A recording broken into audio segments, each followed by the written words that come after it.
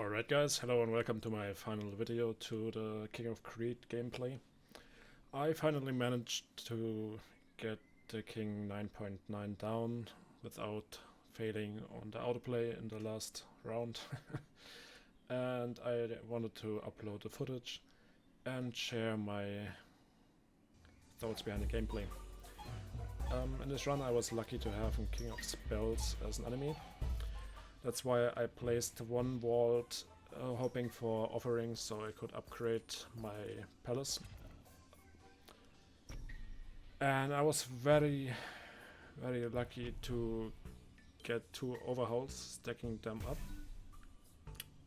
I was placing the second vault in preparation for the next overhaul. And even here the King of Stone was pretty close. Also very lucky getting the overwork in. And I'm pretty sure you kinda have to be lucky, at least with King of Crete and his build, to beat the final difficulty, at least the final difficulty for the moment. Also we already got a second King of Spells, but since I already have so many offerings, I was able to upgrade my palace and reached palace upgrade 9 in year 5, which is pretty damn early. So from here on my hope is to find beacons or kind of upgrades for the palace and later on for the dispenser, so I can find and build a carry unit that is able to take down the end boss. I am building the wall here in case there are just too many units. I hoped I wouldn't play against King of Crete because the thieves can jump, but it was a little bit unlucky, but with Palace 9 it was fine. From year 7 on we have the first beacon allowing us to scale the attack speed of our palace, and even with one beacon attack speed upgrade and Palace 9 in year 7, the King of Spells was coming pretty close to the main base.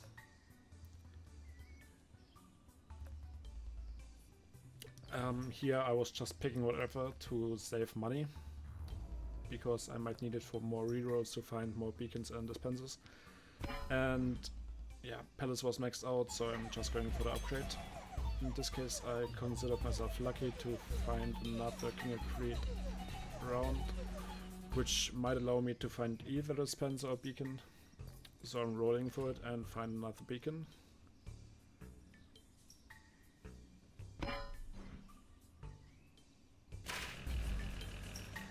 King of Nature, as I said in my guide before, still is the easiest enemy to fight with this build.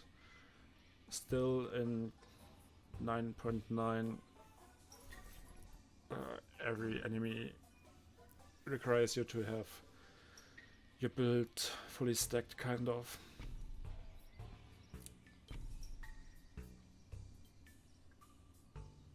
Yeah, and I saw before on the top in the bottom right corner that the next enemy is gonna be a King of Spells. So I knew it, I might get an offering and an overhaul, so I need to sacrifice 2 cards. That's why I place a unit instead of overhauling. Playing the offering first allows me to play more cards instead of just one. And we got lucky to get more overhauls. And this one was kinda big brain, not gonna lie. I figured that if I use the earthworks to create more tiles around my palace, I'm able to get more beacons around it, and due to the overwork degree, it is a better attack speed upgrade than just leveling up the beacons. Here I'm picking clone, I think, just so that I can prepare my board for dispenser and other units, building in preparation of that.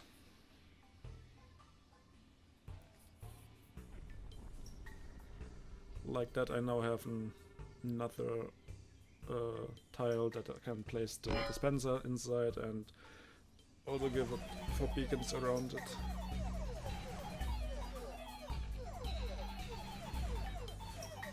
And even that was pretty damn close, which is also why I am going for the upgrades with Overhaul in the next round, because I don't want to risk getting it that close, because this round was pretty damn lucky in the overall setup. And having King of Nature allows us to get clones and get more beacons.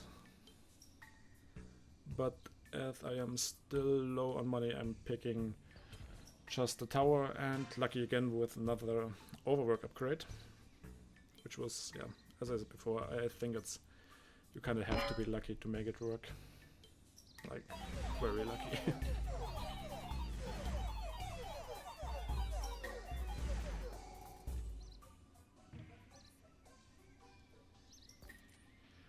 At this point I wasn't totally sure if I should go for Overinvest to be really safe, but actually with double overwork and 3 beacons around the palace should not be struggling anymore. So it was time to get a dispenser and start scaling this one for the late game. Here I'm hoping to find a clone, and yeah, got it.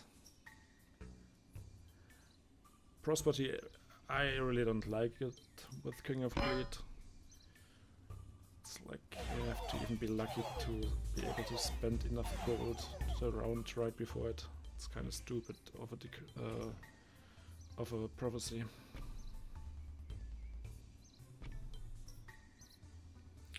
Yeah, the clone and the overhauls allowed me to scale up the beacons.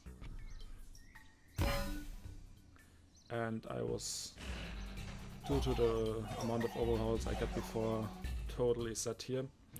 And my experience from King 9.67 to 9ish was that unfortunately the strategy I was using until then, going full palace and dispenser only, has the risk of that if the final champion's positioning is unlucky or you forget to turn off your autoplay, the champion might just run straight into your base, and that's sometimes units like thieves that jump to the back, or anything that's like really tanky, let's say defenders, or of course goats if you find some, are very helpful in terms of just helping you out with a few seconds to spare that allows your dispenser and palace to clear the wave. So since my setup is totally fine and I'm scaling wonderfully, I was going to prepare my board to find any unit that will just give me a few seconds, which is why I placed the forest to increase the HP.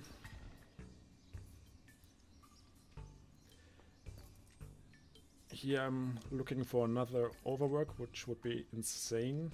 I don't know, to be honest, if you can find the same decree 3 times. And I'm actually picking gambling for the reason you just get 2 random cards, but at the worst I can sell 1 or even 2 to get more dispenser buffs in per round. But I am not forced to look for specific cards anymore, because my setup was actually so lucky that I could just use whatever card. Like, I need any unit. As said before, there's units that I totally prefer, but any unit that gives me a few seconds in the air 33 will do. And at worst, I'm just selling it.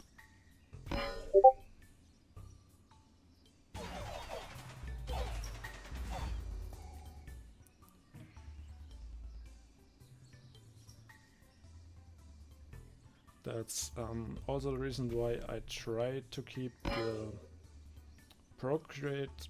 Is it called procreate? Procreate? I'm sorry for my pronunciation in English. But I'm keeping that to increase the unit numbers in case I find something useful.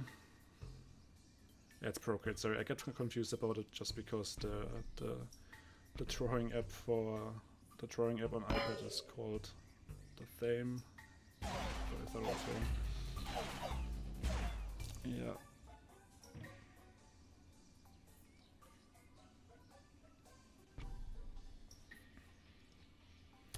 I even built a second dispenser here in case I can scale it, but it wouldn't be needed really. I still could use it for offering or overhauls.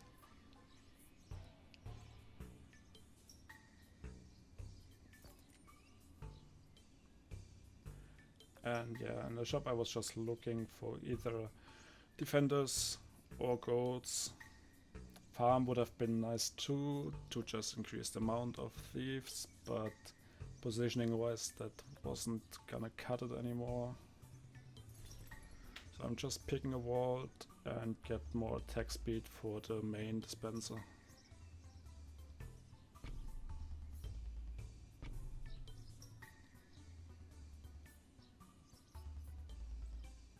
Yeah, I'm not sure what I'm gonna do, but I should place... I don't know. I think I should have placed a wall here, to be honest, just to get one more year of scaling on attack speed. But maybe I was still too scared that my units might die too fast. So I wanted one more year of, or one more improved year of forced scaling.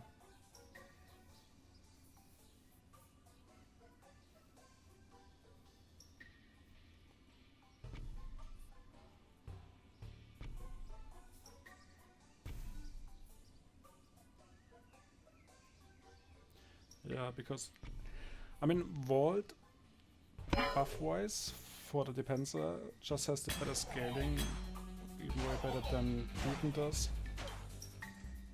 Because the Beacon is 2, 4, 6,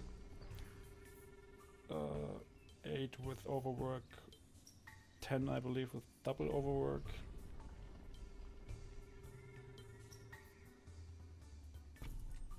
While the level 2 vault should be 3, 6, 9 with overwork and 12 with double overwork, I believe, but I actually didn't just check the numbers. I just know that it's scaling better than the Beacon does. Yeah, it's 12, okay. Yep. And the 12 gold translated 12% attack speed each year. But yeah, as you see, I'm pretty confident that my tower and palace will hold the wave, so I'm just trying to upgrade the thieves or units around the forest to get more time.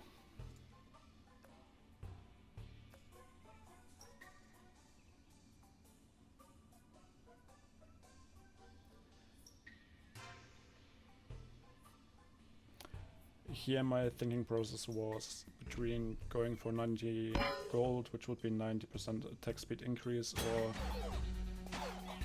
if I sacrifice one card each round, that would be, as long as I go 3 years, a bigger upgrade in the long term, which is why I went for the card selling decree.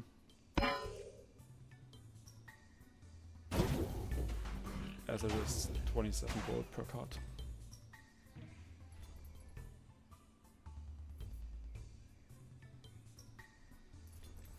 Here I figured that my thieves are still at level 1, so I might just get them up. But for the last job also you can just buy any cards if you're in that position, just so you can sell them again, because you don't need the gold, you just want to have the income of the gold but not the gold itself. Just so you get dispenser attack speed buffs.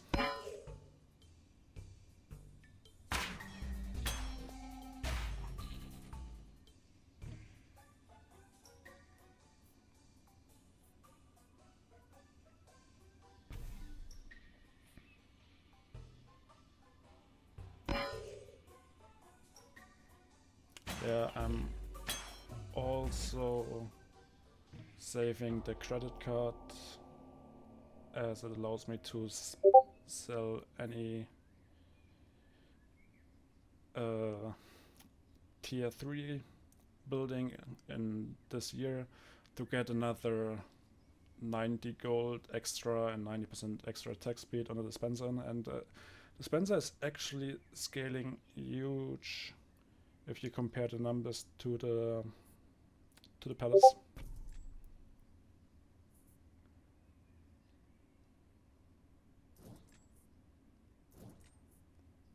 And yeah, and to be honest, I left the autoplay on for a few seconds just because I don't trust my hand coordination to take down the units. But once the front line was cleared and I saw the immune popping up, I switched and took it down.